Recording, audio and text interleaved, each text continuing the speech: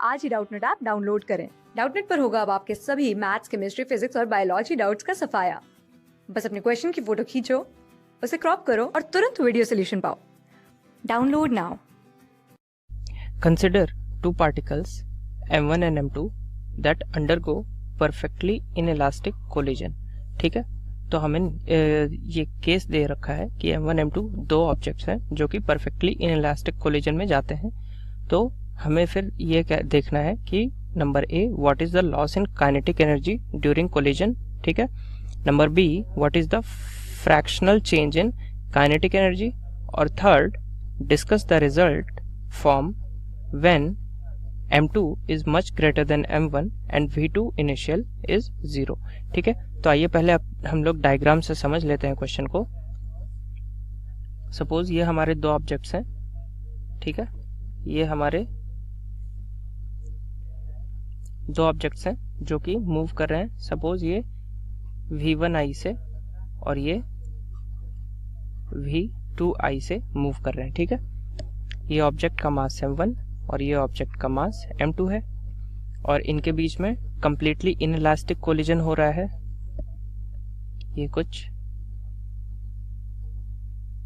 Collision हो रहा है। ठीक है, और कोलिजन के बाद का केस हमें देखना है कि कोलिजन के बाद क्या होगा, काइनेटिक एनर्जी में कितनी चेंज आएगी। ठीक है, तो सबसे पहले हम एक्सप्रेशन निकालेंगे कि बाद में वेलोसिटी का क्या ये आएगा, वेलोसिटी की वैल्यूज क्या क्या होंगी। ठीक है, तो सबसे पहले बाय कंजर्वेशन मोमेंटम हम लिख सकते हैं m1 v1i plus m2 v2i equals m1 v1f plus m2 v2f।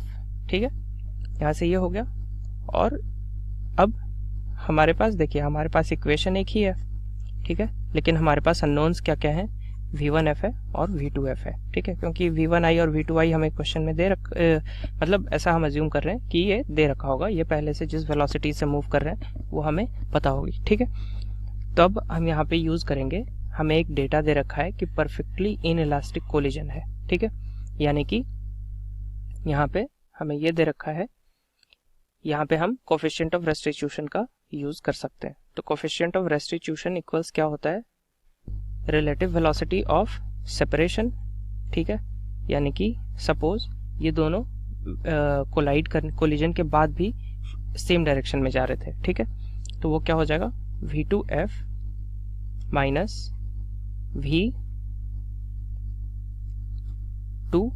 v1f। ठीक है, माइनस v1f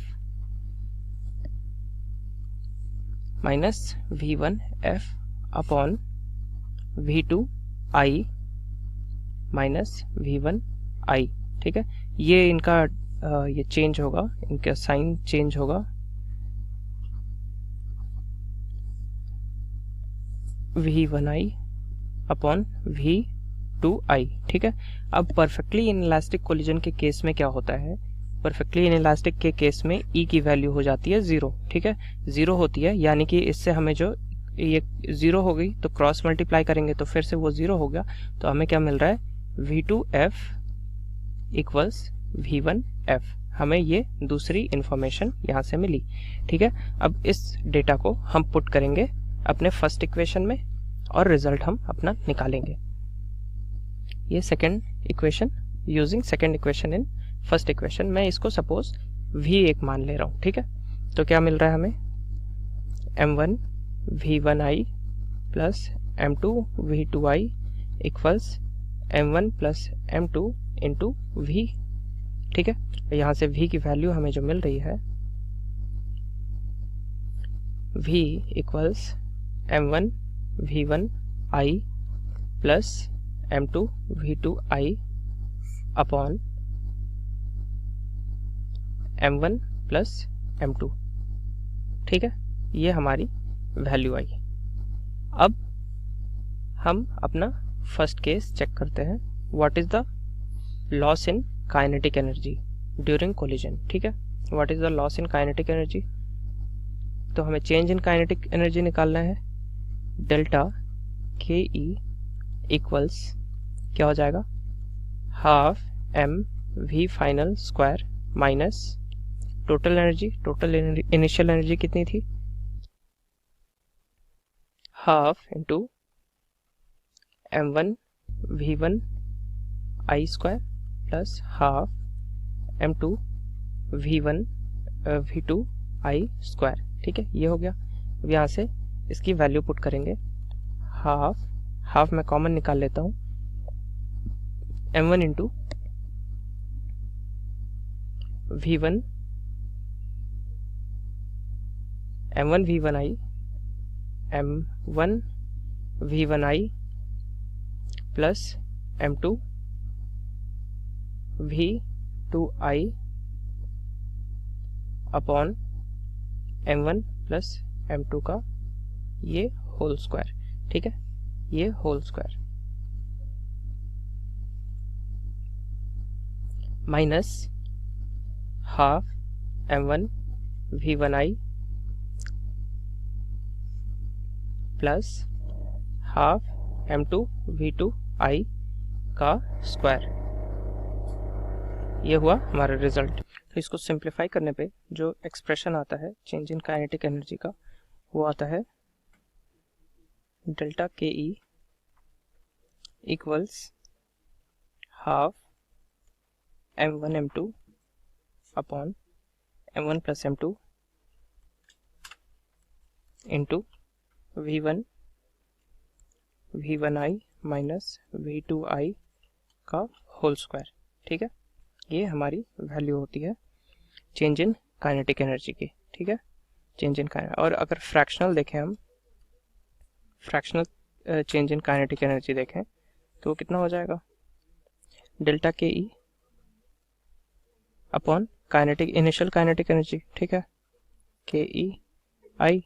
ये ध्यान में रखने वाली बात है कि यहाँ से देखिए जब v2i 0 होगा, ठीक है, व्हेन v2i इक्वल्स 0, तो ये वैल्यू क्या हो जाएगी, half of m1 m2 upon m1 plus m2 into v1i का स्क्वायर। ठीक है, v1i का स्क्वायर, ये वैल्यू हो जाती है।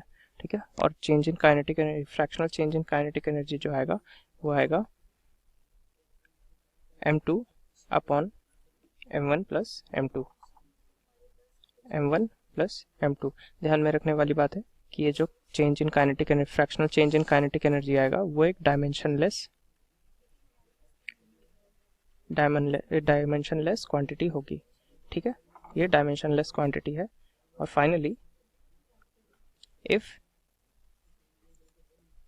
m2 is much greater than m1, अगर m2 m1 से बहुत ही ज़्यादा बड़ा है तो हमारा जो चेंज इन काइनेटिक एनर्जी होगा, fractional change in kinetic energy, वो डेल्टा के ई अपॉन के ई इक्वल्स कितना हो जाएगा, m2 upon m1 plus m2 है, तो m1 प्लस m2 जो है वो ऑलमोस्ट इक्वल टू m2 होगा।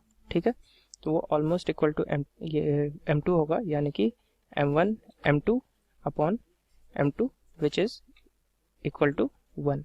ठीक है, तो ये हमारा टोटल फाइनल सॉल्यूशन है and this concludes our question. Class 6 से 12 से लेके नीट, IIT, जेईई मेंस और एडवांस के लेवल तक 10 मिलियन से ज्यादा स्टूडेंट्स का भरोसा। आज ही डाउनलोड करें डाउटनेट ऐप या व्हाट्सएप कीजिए अपने डाउट्स 8400 400 400 पर।